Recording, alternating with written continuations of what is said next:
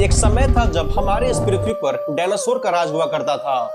इन विशालकाय जीवों ने करीब 14 करोड़ सालों तक इस धरती पर राज किया। इन डायनासोरों की कई हजार प्रजातियां थी। इनमें से कुछ शाकाहारी थी और कुछ मांसाहारी। डायनासोर अपने समय के सबसे ताकतवर और सबसे सफल जीव थे। लेकिन फिर अचानक क्या हुआ? आखिर कौन सी घटना घटी थी जिसने इनका अस्तित्व हमेशा के लिए मिटा दिया? हेलो एवरीवन, उम्मीद करता हूँ आप लोग बहुत अच्छे होंगे। आज की इस वीडियो में हम जानेंगे डायनासोर का अंत हमारे पृथ्वी पर कैसे हुआ।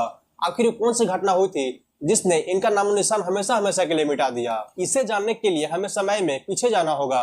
तो आइए जानते हैं इनके विलुप्त होने की पूरी कहानी। आप वीडियो के अंत तक जरूर बने रहेगा। तो चलिए वीडियो की शुरुआत करते हैं।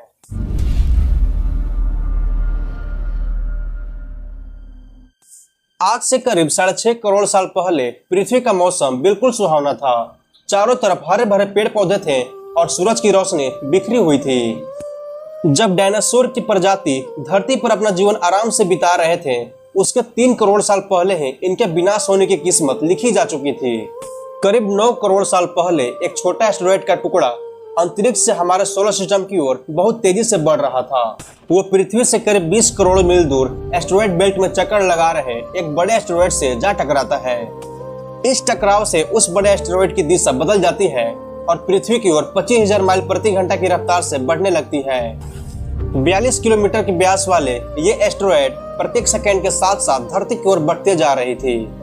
ये एस्टेरॉयड जब पृथ्वी के वातावरण के संपर्क में आया तो इसकी रफ्तार अचानक से 70,000 माइल प्रति घंटा हो गई।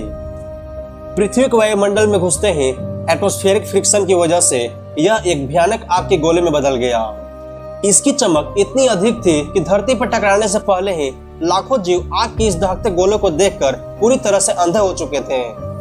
ये जीव उस एस्टेरॉयड को नहीं देख पा रहे थे, लेकिन वो उसकी भयानक गर्मी को महसूस कर पा रहे थे। थोड़े ही समय के बाद ये एस्टेरॉयड मेक्सिको का जमीन पर बहुत तेजी से जाकर टकराता है और लगभग 30,000 डिग्री सेल्सियस की ऊर्जा वाला एक भयंकर विस्फोट होता है। यह विस्फोट इतनी शक्तिशाली थी कि इसके टकराने के बाद जमीन से लाखों टन मिट्टी आसमान में चली गई। टकराव वाली जगह पर लगभग 200 किलोमीटर चौड़ा और 25 किलोमीटर गहरा गड्ढा बन गया और आसमान में धूल मिट्टी का बादल बन गया, जिस वजह से सूरज की रोशनी धरती पर नहीं पहुंच पा रही थी। टकराव होने के 16 मिनट बाद जमीन के अंदर 11.5 तीव्रता वाली भूकंपीय तरंगे उठने लगी। इस वजह से समुद्र में विशालकाय लहरों का निर्माण हुआ और एक के बाद एक सुनामी की लहरें चारों तरफ बढ़ने लगी, जिस वजह से कई सारे जगहों पर डायनासोर का विनाश होना शुरू हो गया।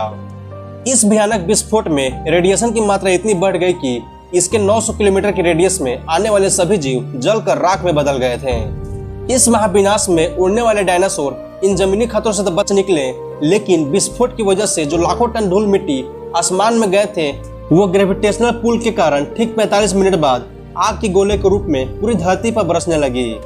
साथ ही धूल मिट्टी का एक बहुत बड़ा तूफान 6000 किलोमीटर प्रति घंटा की रफ्तार से पृथ्वी के दूसरी तरफ मौजूद जीवों के लिए काल बनकर आगे बढ़ रहा था। गर्म हवाओं के टेम्परेचर 150 डिग्री से भी ज्यादा होने के कारण धरती पर मौजूद सभी पेड़ पौधे जलकर राख हो गए। विस्फोट होने के 2 घंटे बाद धरती का टेम्परेचर लगभग 200 डिग्री सेल्सियस तक पहुंच चुकी थी, जिस वजह से धरती के दूसरी तरफ मौजूद डायनासोर भी इस भयानक गर्मी में नहीं बच पाए। इस महाप्रलय में करीब 95% आबादी खत्म हो गई थी और जो 5% आबादी बची हुई थी वे थे मैमल्स। वे अत्यंत गर्मी से बचने के लिए धरती के अंदर चले गए थे और अपने आप को जिंदा रखने के लिए सब कुछ खाना शुरू कर दिए थे। क्योंकि पेड़ पौधे की सारी आबादी जलकर खाक हो चुकी थी, जिस वजह से बचे हुए जानवर मरे हुए डायनासोर के मांस खाना शुरू कर दिए थे। लेकिन ये महाप्रलय किसी अन्य जीव के लिए फायदेमंद साबित होने वाली थी। धरती पर डायनासोर का अंत एक छोटी प्रजाति के लिए एक सुनहरा अवसर लेकर आया और वह प्रजाति थी मैमल्स की। तो आज के स्टोरी में सिर्फ इतना ही। आपको कैसा लगा है कहानी सुनकर मुझे कमेंट बॉक्स में जरूर बताइएगा। साथ ही साथ मेरे वीडियो को लाइक कीजिएगा, शेयर कीजिएगा और मेरे चैनल पर नए हैं तो जरूर सब्सक्राइब कर लीजिएगा। तो मैं आपसे मिलता हूं नेक्स्ट वीडियो में। Thank you and bye bye.